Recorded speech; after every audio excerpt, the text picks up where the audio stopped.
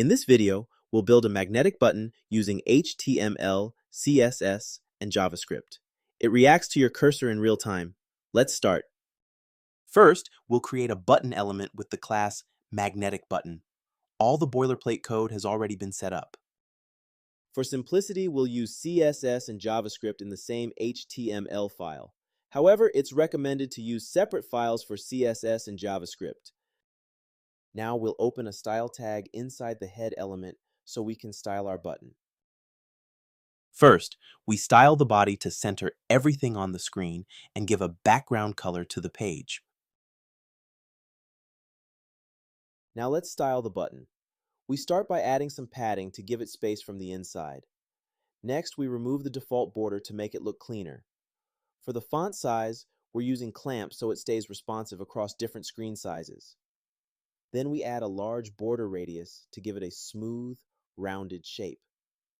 For the background, we apply a linear gradient to create a modern color effect. We also set the text color and change the cursor to a pointer for better interaction. To make the text stand out, we increase the font weight. Next, we add a transition, so any movement or animation feels smooth. And finally, we set the position to relative, which will help us later when adding interactive effects.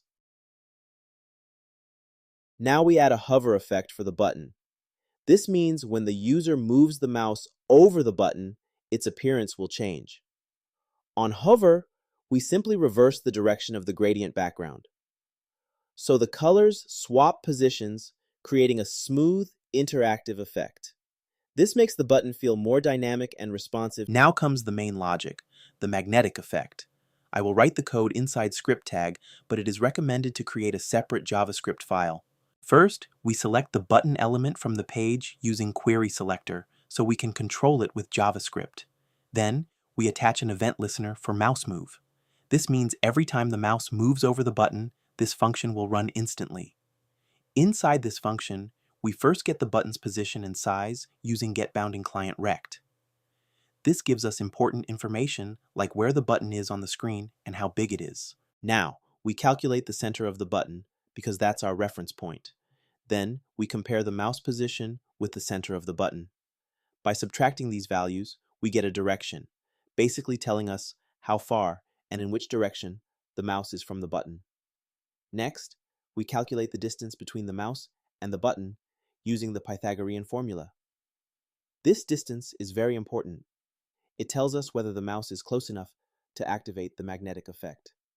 If the cursor comes within 150 pixels, we trigger the movement.